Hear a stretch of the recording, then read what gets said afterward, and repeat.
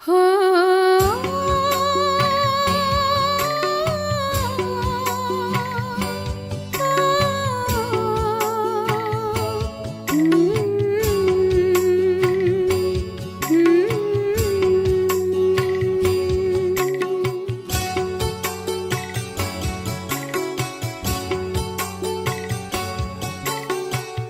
चले वतन की ओर डाल के प्रेम की डोर।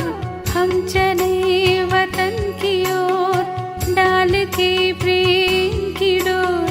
बाबा खींच रहा है आज सहज ही अपनी ओर। அவ்யக்தவாணியின் தொடர்ச்சி 31/12/82. வெளிநாட்டு டீச்சர்களுடன் சந்திப்பு. பொறுப்பில் இருக்கும் ஆசிரியர்களை பார்த்து பாப் தாதா மிகவும் மகிழ்ச்சியடைகின்றார். எவ்வளவு ஈடுபாட்டுடன் அன்புடன் அவரவர்களின் ஸ்தானத்தில் இருந்து கொண்டே அனைவரும் எப்பொழுதும் சக்தி சொரூப நிலையில் நிலைத்திருந்து அனைத்து சக்திகளின் அனுபவத்தை செய்வித்து கொண்டே இருக்கின்றனர். இப்பொழுது சாதாரண பெண் மற்றும் குமாரி ரூபமில்லை, ஆனால் சர்வசிரேஷ்ட சேவாதாரி ஆத்மாக்கள். நீங்கள் பாப் தாதாவின் அழகு பெட்டகத்தில் இருக்கும் அழகு பொருட்கள். உங்கள் அனைவரையும் பார்த்து அனைத்து ஆத்மாக்களும் தந்தையை தெரிந்து கொள்கின்றார்கள். ஒவ்வொரு பொறுப்பிலிருக்கும் ஆசிரியரின் மேல் உலக மாற்றம் செய்வதற்கான பொறுப்பு இருக்கின்றது. நான் எல்லைக்கப்பாற்பட்ட சேவாதாரி என்று தன்னை நினைக்கின்றீர்களா? ஒரு பிரதேசத்திற்கு நன்மை செய்பவர் என்றோ நினைக்கவில்லை தானே? ஒரு ஸ்தானத்தில் அமர்ந்திருந்தாலும் கூட நீங்களோ லைட் ஹவுஸ் இல்லையா? நாலாபுறங்களிலும் லைட் ஒளி கொடுப்பவர். எனவே சின்னஞ்சிறு பல்பாகி ஒரு இடத்திற்கு மட்டும் வெளிச்சம் கொடுக்கிறீர்களா, அல்லது லைட் ஹவுஸ் ஆகி உலகத்திற்கு வெளிச்சம் கொடுக்கிறீர்களா? நீங்கள் சாதாரண லைட்டா, மிகவும் சக்திசாலியான லைட்டா, அல்லது லைட் ஹவுஸா? தைரியமோ மிக நன்றாக வைத்திருக்கிறீர்கள், மிக நன்றாக செய்து கொண்டிருக்கிறீர்கள். வரும் நாட்களிலும் மிக நன்றாக செய்து கொண்டே இருங்கள்.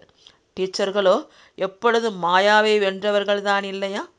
ஒருவேளை டீச்சர்களிடம் மாயா வருகிறது என்றால் மாணவர்களின் நிலைமை என்னவாகும்? உங்களிடம் ஒரு தடவை மாயா வருகிறது என்றால் அவர்களிடம் 10 தடவை வரும். எனவே டீச்சர்களிடம் மாயா அந்த மாதிரி வர வேண்டாம். நமஸ்காரம் செய்வதற்கு வரட்டும். பொறுப்பில் இருக்கும் ஆசிரியர்களின் சொரூபம் எப்பொழுதும் மகிழ்ச்சி நிறைந்த மாஸ்டர் சர்வசக்திவான் என்ற இருக்கையில் எப்பொழுதும் அமர்ந்திருங்கள். டீச்சர்கள் இருக்க வேண்டிய இடமே உயர்ந்த நிலை. சென்டரில் இருக்கவில்லை, ஆனால் உயர்ந்த மேடையில் இருக்கின்றீர்கள். உயர்ந்த மேடை என்றால் இதய சிம்மாசனத்தில் மாயா வர முடியாது. கீழே இறங்கினீர்கள் என்றால் மாயா வரும். பாண்டவர்களும் பாப் தாதாவின் சகயோகி வலதுகரம் தான் இல்லையா? கதியை கவனித்துக் கொள்பவருக்கு வலதுகரம் என்று கூறப்படுகிறது. அனைத்து பாண்டவர்களும் வெற்றி அடைந்தவர்கள் தான் இல்லையா?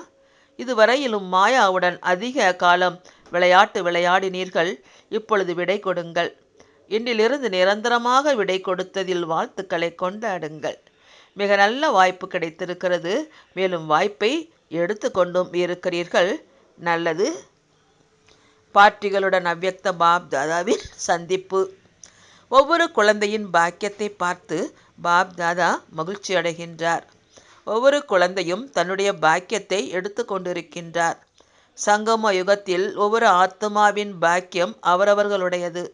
மேலும் ஒவ்வொரு குழந்தைக்கும் சிரேஷ்ட பாக்கியம் இருக்கிறது. ஏனென்றால் எப்பொழுது சிரேஷ்டத்திலும் சிரேஷ்டமான தந்தையின் குழந்தை ஆகியிருக்கிறீர்கள் என்றால் சிரேஷ்ட பாக்கியம் ஆகிவிட்டது இல்லையா? இதைவிட எந்த தந்தையும் சிரேஷ்டமானவர் இல்லை. இதைவிட எந்த பாக்கியமும் சிரேஷ்டமானது இல்லை. உயர்ந்திலும் உயர்ந்தவர் தந்தை, பாக்கியத்தை உருவாக்குபவர் எனது தந்தை என்ற இந்த நினைவு இருக்கிறது தான் இல்லையா? இதைவிட பெரிய போதை வேறு என்ன இருக்க முடியும்? உலகியல் முறையில் என்னுடைய தந்தை இன்ஜினியர், டாக்டர், நீதிபதி அல்லது பிரதம மந்திரி என்ற போதை குழந்தைகளுக்கு இருக்கிறது. ஆனால் உங்களுக்கு என்னுடைய தந்தை பாக்கியத்தை உருவாக்குபவர் என்ற போதை இருக்கிறது. உயர்ந்திலும் உயர்ந்தவர் பகவான். இதே போல போதை எப்பொழுதும் இருக்கின்றதா? அல்லது எப்போதாவது மறந்து விடுகின்றதா? பாக்கியத்தை மறந்தீர்கள் என்றால் என்னவாகும்? பிறகு பாக்கியத்தை அடைவதற்கு பிரயத்தனம் செய்ய வேண்டியதாக இருக்கும். தொலைந்து போன பொருளை அடைவதற்கு கடின முயற்சி செய்ய வேண்டியதாக இருக்கிறது. தந்தை வந்து கடின முயற்சி செய்வதிலிருந்து காப்பாற்றி இருக்கின்றார். அரைகல்பம் கடின உழைப்பு செய்தீர்கள். விஸ்தாரத்திலும் உழைப்பு, பக்தியிலும் தர்மத்தின் சேத்திரத்திலும் அனைத்திலும் கர்ம உழைப்பு, கடின உழைப்பு தான் செய்தீர்கள். மேலும் இப்பொழுது அனைத்து உழைப்பிலிருந்து விடுபட்டு விட்டீர்கள். இப்பொழுது விவகாரம் பரமாத்ம காரியத்தின் ஆதாரத்தில் சுலபமாகிவிட்டது. நிமித்தமாகி செய்து கொண்டிருக்கிறீர்கள். கருவி என்று புரிந்து செய்பவர்களுக்கு எப்பொழுதுமே எளிதாக அனுபவமாகும். விஸ்தாரம் அல்ல, ஆனால் ஒரு விளையாட்டு. மாயாவின் புயலல்ல, ஆனால் இது நாடகத்தின் அனுசாரம் முன்னேறி செல்வதற்கான பரிசு. எனவே உழைப்பது விடுபட்டு விட்டது இல்லையா? புயலாவது பரிசை பெறுவதிலோ முயற்சியோ உழைப்போ இருப்பதில்லை தான் இல்லையா? அந்த மாதிரி கடின உழைப்பிலிருந்து தன்னை பாதுகாத்து கொள்ளக்கூடிய, எப்பொழுதும் பாக்கியத்தை உருவாக்குபவர் என்பதின் கூடவே மாஸ்டர் பாக்கியத்தை உருவாக்குபவராகி இருப்பவர். இவரைத்தான் சிரேஷ்ட ஆத்மா என்று கூறுவது. சென் ஆண்டோனியா தேசத்தை சேர்ந்தவர்களுடன் சந்திப்பு. அனைவரும் தன்னை விசேஷ ஆத்மா என நினைக்கின்றீர்களா? எந்த இடத்திற்கு வந்து சேர்ந்திருக்கிறீர்கள்? நேரில் சந்திப்பு செய்யும் அளவிற்கான பாக்கியம் உலகத்தில் எத்தனை ஆத்மாக்களுக்கு கிடைக்கும்? கொஞ்சம் யோசித்து பாருங்கள். இதைவிட பெரிய பாக்கியம் வேறு என்ன வேண்டும்? எப்பொழுதும் தன்னுடைய இதே பாக்கியத்தை நினைவில் வைத்தீர்கள் என்றால் உங்களுடைய பாக்கியத்தின் பிராப்தியின் குசியை பார்த்து இன்னும் அருகில் வருவார்கள்.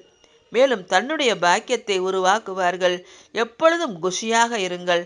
தந்தையின் குழந்தையாக ஆகியிருக்கிறீர்கள் என்றால் ஆஸ்தியாக என்ன கிடைத்தது? குஷி கிடைத்தது இல்லையா?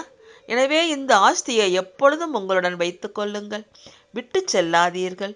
குஷியின் பொக்கிஷத்தின் எஜமானராகி விட்டீர்கள் என்றால் எப்பொழுதுமே குஷியில் பறந்து கொண்டே இருக்க வேண்டும்.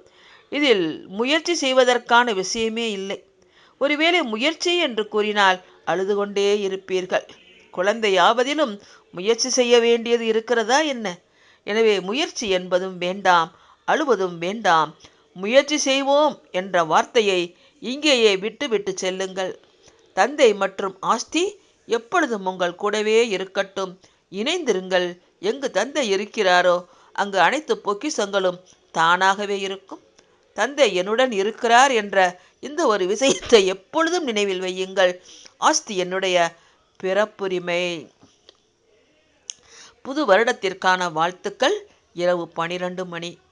புதிய வருடத்தின் அனைத்து குழந்தைகளுக்கும் முழு வருடத்திற்கான வாழ்த்துக்கள் உரித்தாகுக.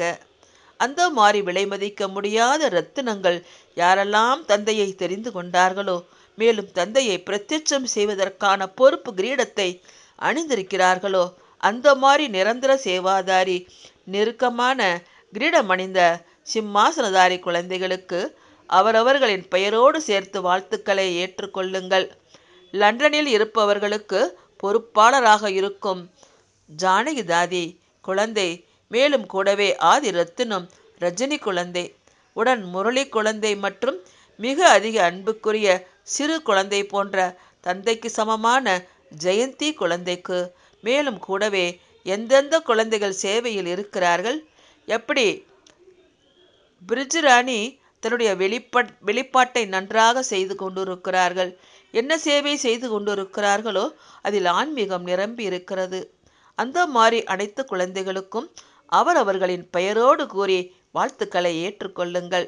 புது வருடம், புது உலகம், புது உற்சாகம் மற்றும் இந்த வருடத்தில் எப்பொழுதுமே தினசரி உற்சவம் என்று புரிந்து உற்சாகம் கொடுத்து கொண்டே இருங்கள். இதே சேவையில் எப்பொழுதும் ஈடுபட்டு இருங்கள். நல்லது. அனைத்து குழந்தைகளுக்கும் பாப் தாதாவின் இதயபூர்வமான உயிருக்கும் மேலான அன்பு நினைவுகள் உரித்தாகுக. வரதானம். வாய்மொழியின் கூடவே உள் உணர்வு மூலமாக ஆன்மீக எண்ண அலைகளை பரப்பும் சேவை செய்யக்கூடிய இரட்டை சேவாதாரி ஆகுக. எப்படி வாய்மொழி மூலமாக சேவை செய்கிறீர்கள், அதே போல வாய்மொழியின் கூடவே உள் உணர்வு மூலமாக சேவை செய்தீர்கள் என்றால் வேகமாக சேவை நடக்கும். ஏனென்றால் கேட்ட வார்த்தையை தேவையான நேரத்தில் மறந்து விடுவார்கள்.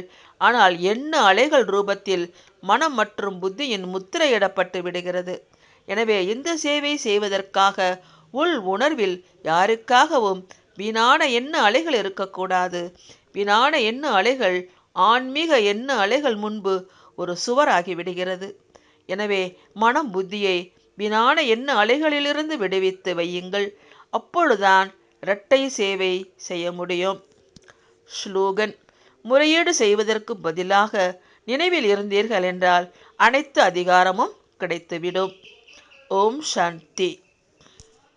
तुम बच्चों को तो सर्विस करनी है, जो बाबा कहते हैं सबको ये बताओ कि देखो तुम्हारा एम एंड ऑब्जेक्ट ये है, एक गीता है बढ़िया, ये राजयोग है ना बच्चे।